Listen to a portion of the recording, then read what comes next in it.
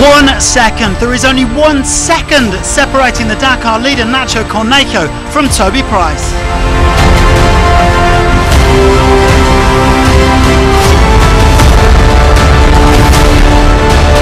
There's no stopping the Kamaz Armada. The Russians are first, second and third on the Dakar so far. Sotnikov leading the way.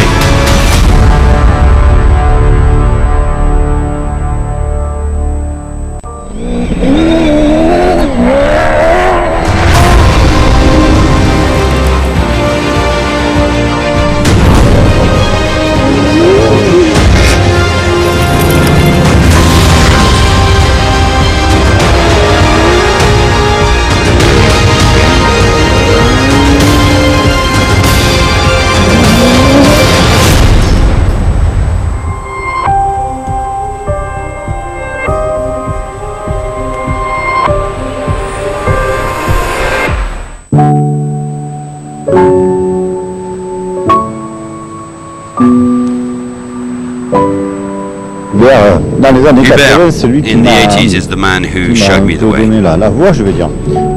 I followed him. My father was his mechanic, so it's hard for me to express myself. He really inspired me. I was lucky enough to do my first Dakar with number 100. He then became director of the Dakar. I followed him in that direction as well. And last year, it was like a handover when we spent an entire day together in a helicopter. So it is a shock for sure. He was a real character, and it was probably him and Cyril Neveu who made me want to do the Dakar. Hubert was class. I believe the world of Rally Raid will cry for a long time now. Many youngsters didn't know him, but I was really part of those who discovered the Dakar thanks to him. I'd like to have a special thought for Hubert Auriol, a great personality of the Dakar who passed away today. I remember the footage of Hubert breaking his ankles when he lost the Dakar against Cyril Neveu. I remember that. At the time I wasn't riding on bikes, I didn't know I would do the Dakar one day, but he was really a big inspiration. Pero para mí fue una inspiración importante. Donc je vous propose juste to Hubert, I suggest that we all applaud during a minute. Hubert.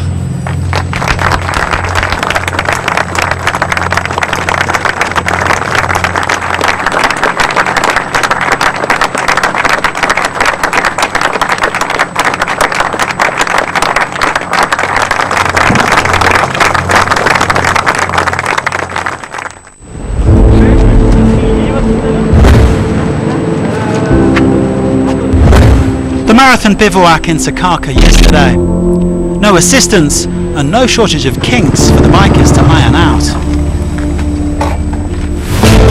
KTM's rising star Daniel Sanders looking a little worse for wear after a spill on stage 7.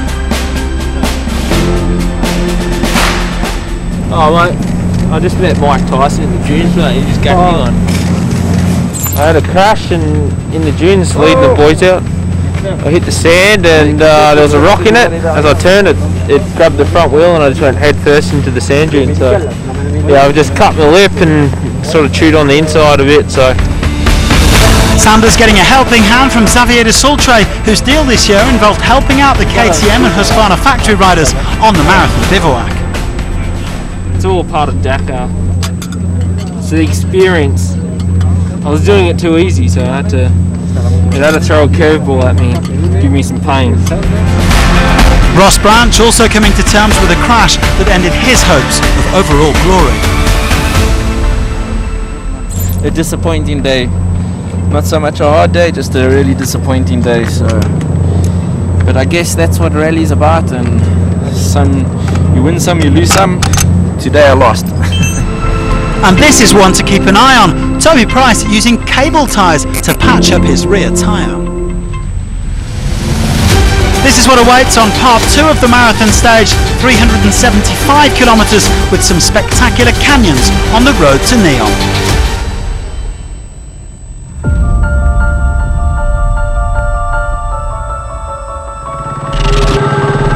Game over for another overall contender, Xavier de Sultre, who was 6th into the stage. The Frenchman has hardly put a foot wrong since Jeddah, but his bid was ended by a crash at kilometre 268.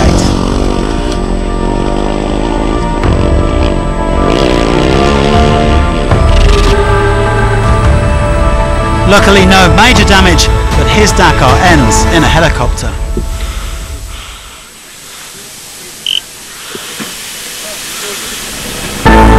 And he wasn't the only one. Yamaha's miserable luck continued as Franco Caimi was also forced to retire with a broken engine.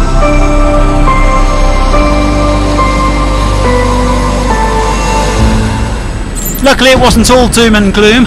After coming 15th and 16th in the last two stages, Kevin Benavides was 5th today and he goes back up to 4th overall. The Argentine kicking on in these magnificent canyons. Sam Sunderland spent a good part of the day with American Skylar Howes. Despite a bit of minor damage to his front rim, the British rider only dropped around 4 minutes on the day and he's now 6 minutes off the overall lead. Really difficult race, the pace is super high and the guys are doing a great job opening the stage also, so just keep trying to do my best, you know, and see where we end up. Remarkably, in spite of that gash in the sidewall of his rear tyre, Toby Price stormed to second place. The zip tyres didn't all survive, but crucially the tyre did, and the Aussie is only a minute back. I didn't think I'd make it here to the finish line today, but it's great to see that the Michelin tyre with such a big slice in it like this can get to the finish line, and the best part is we're still in the fight. Victory went to Nacho Cornejo, who did a brilliant job of navigating out front with Ricky Brebeck. A very smooth outing for the Chilean, problem-free. He's the first rider this year to keep the lead on consecutive stages. I'm happy we've finished. I really took care of the bike during this marathon stage. I'm staying very focused but always fast, navigating well, not going crazy. The key was looking after the bike. Well, Honda have now won 6 of the 8 stages this year, including the last 4. Brebeck was 3rd on the day, with Joan Barreda in 6th. The gaps are starting to open up behind Cornejo and Price. The top 5 consists of 3 Honda riders and 2 KTMs. Meanwhile, Laia Sanz has a commanding lead in the women's standings as she looks to make it 11 Dakar finishes out of 11. And there's a great battle unfolding in the original by Motul class. Maurizio Guerini was knocked off top spot by Aronas Gelasninkas today, but they're separated by just 32 seconds. Finally, Alexandre Giroux took his 4th stage win in the quads, but he still trails Manuel Andahar by almost 20 minutes overall.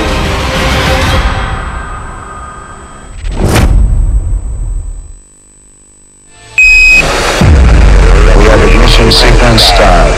4, 3, 2, 1, 0. Ignition.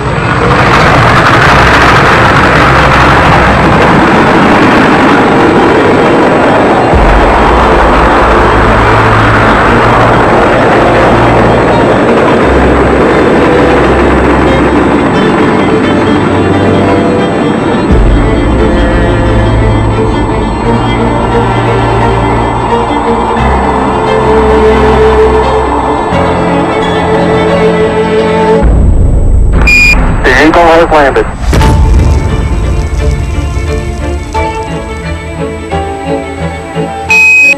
This is Houston Control. Checking my backup. I'm initiated. Like that all works. Clear. And we are good to go.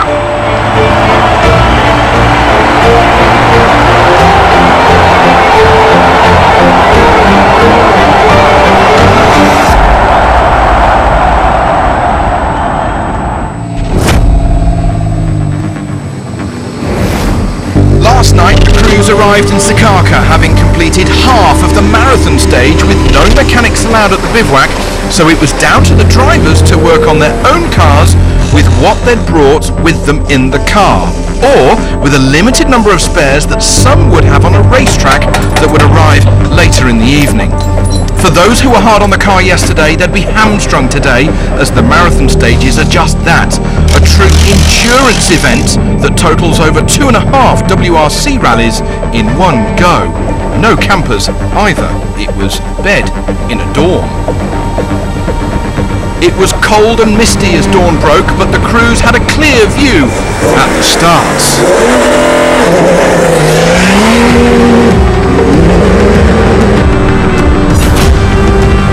After riding classics such as the Bol d'Or and the Le Mans 24 Hours, Christian Lavallée has won his class here on the Dakar. But this year he's driving the Optimus two-wheel drive buggy and he's inside the top 10 overall as the finish line at Jeddah appears. After 2 non-scores over the past 2 years, the Russian crew of Vasilev and Siro want that medal on the finishing ramp. The Mini from X-Raid is ultra reliable. I don't think they'll need any good luck charms.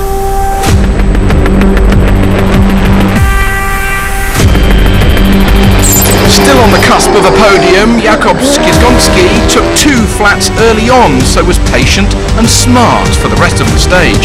So, not to lose any more time, he's still ready to pounce.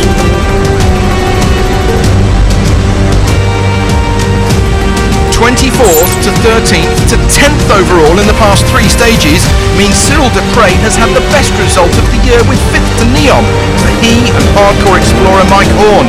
They're in the groove for this second week, and after retiring last year, he is happy.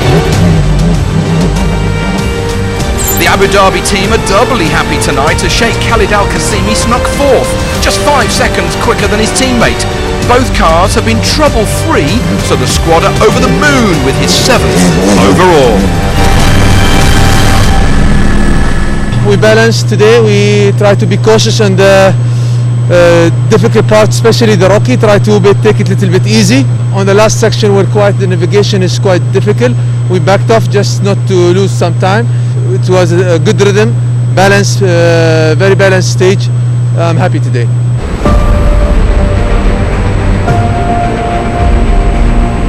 Stefan Petter-Hansel started second on the road and after a few kilometres caught up Yazid Al-Raji, who had opened the stage. So then it was down to the Frenchman to lead from the front.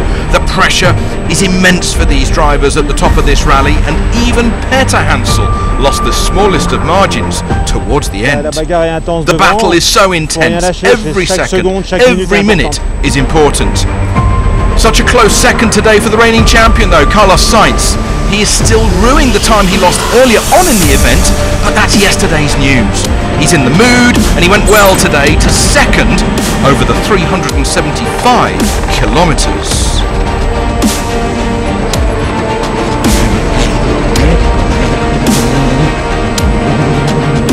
Nasser Al-Attiyah flew like a kite today. He's taken his 40th Dakar stage victory, and with it he's nearly halved his deficit to the overall leader of this rally. With 4 stages remaining, Dakar is going to be a cracker. You know, the marathon day is not easy. I am really quite happy, you know, my car in one piece, you know, from yesterday and today, because some place really we push a lot, you know, just to keep the pace with the buggies, you know. Al-Attiyah top of the table today ahead of Sainz. Look how close it was. Petter-Hansel in 3rd from Al-Qasimi and Dupre, the 2 teammates, 4th and 5th. And overall, Petter-Hansel's lead now just 4 minutes and 50 seconds ahead of Al-Attiyah, Sainz, Skizgonski and Roma.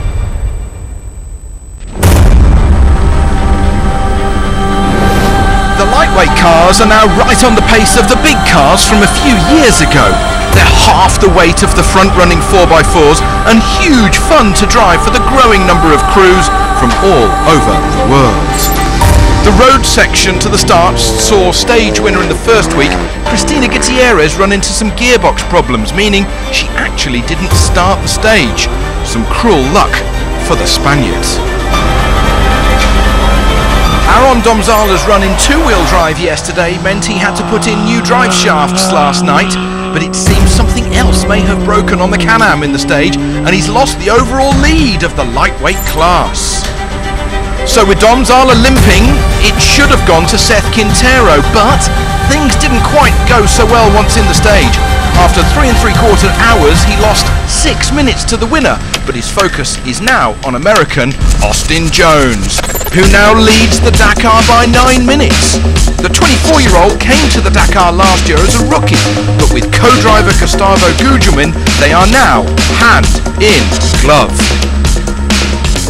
Yeah, it was a difficult day. It was a long day. I know there wasn't as many kilometers as other days, but for some reason today felt really long. Maybe it's because marathon day last night and nobody could sleep because it was so cold in there. But yeah, it was a good day. It was a nice stage. Sergei Karyakin started the day 6th and hammered away at the rocks to nearly win the stage, but just missed out by 52 seconds. However, it's elevated him up to 5th. So who won the stage? Well, for the 4th time in 2021, it was Chaleco Lopez who blitzed the second half of the marathon stage with his Can-Am. He's made up good time and gone from 4th to 3rd in the overall standings, making less than 20 minutes covering the top 3. Rinaldo Varela led for most of the stage but slipped to 3rd. Try as he may, he hasn't quite taken a stage win in 2021, but it won't be long until the former class winner gets on the top step. Jones was on the top step overall though, ahead of Quintero, Chaleco, Domzala and Karyakin. Just 9 minutes that lead for the American, and in SSV it's a 19-minute lead for Jones ahead of Chaleco, Domzala, Karyakin and Goxal.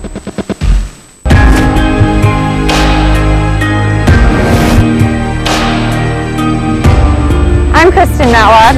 I'm Wayne Matlock. And we're the Matlocks. On the Dakar.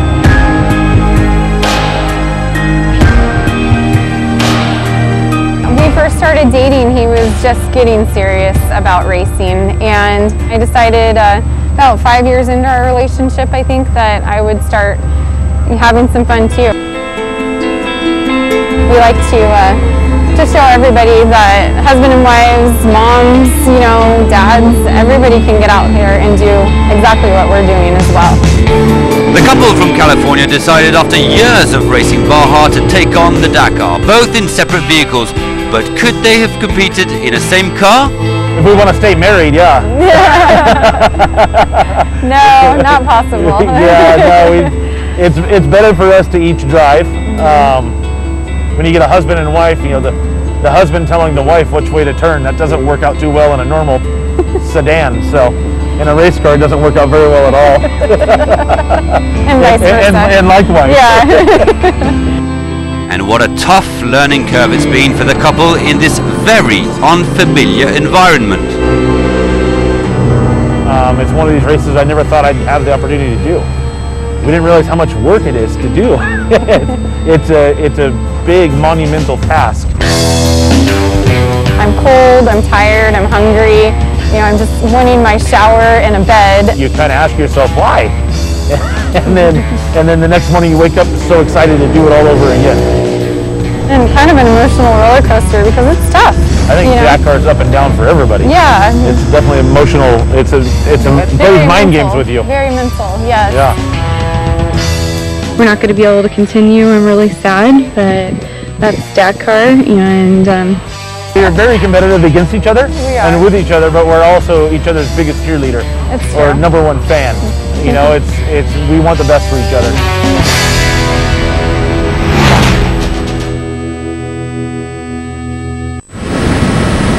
While the competitors of the normal Dakar were in Sakaka for a marathon bivouac, those of the Dakar Classic were all gathered some 200 kilometers from there, and they too had a thought for Dakar legend and former rally director Hubert Oriol.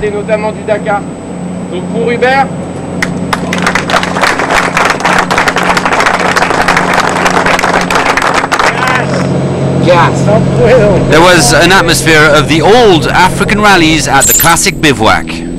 But the race goes on, and so does the battle for glory. After 7 stages, Frenchman Marc Douton still leads the way in his Sunhill buggy. Born in 2002, Juan Carrizo is the youngest competitor in the quad class. For his first ever Dakar, the Argentine is learning fast at only 18 years of age. After 8 stages, Carrizo is currently 10th overall. Looking good for the young man who is hoping to have the same glorious path as his legendary compatriots Nicola Cavigliasso and the Pacinelli brothers.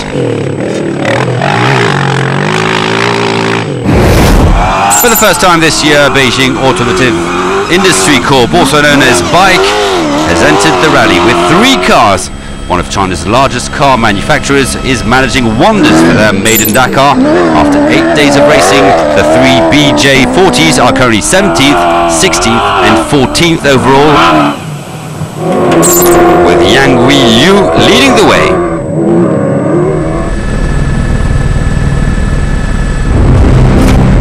In the truck, Alexei Wisniewski is carrying the hopes of the Maz team and proving he's got the shoulders for it. The young driver with another solid effort today in fourth to move to within a whisker of the top five. Alice Lowprice struggled with power steering, especially right-hand turns, but he left the stage smiling after he retained fourth place overall. Kamaz were once again unbeatable, even if Irat Mardeyev could only manage seventh place. Anton Shibolov took the stage win, and he was full of praise for his navigator Dmitry Nikitin for guiding him through a tough outing. No time to admire the splendid views though, with all those sharp stones to avoid. Well, for Dmitry Sotnikov, it was about avoiding other drivers. The overall leader reckoned he'd overtaken some 30 vehicles, and it wasn't always easy to spot them in the dust. Sotnikov nursing the tyres and also thanking his co-driver Rustan Akhmadeyev for some eagle-eyed navigation. He was third behind Andrei Karginov. Ignacio Casale was fifth, and the Chilean remains inside the top 10 for Tatra. Meanwhile, Martin Matchik, after losing a steering arm at the start of yesterday's stage, did just enough to remain fifth overall. Kamaz still in control with Lowprice around 20 minutes clear of Matchik. Wisniewski's only 10 seconds behind the big shock leader in sixth.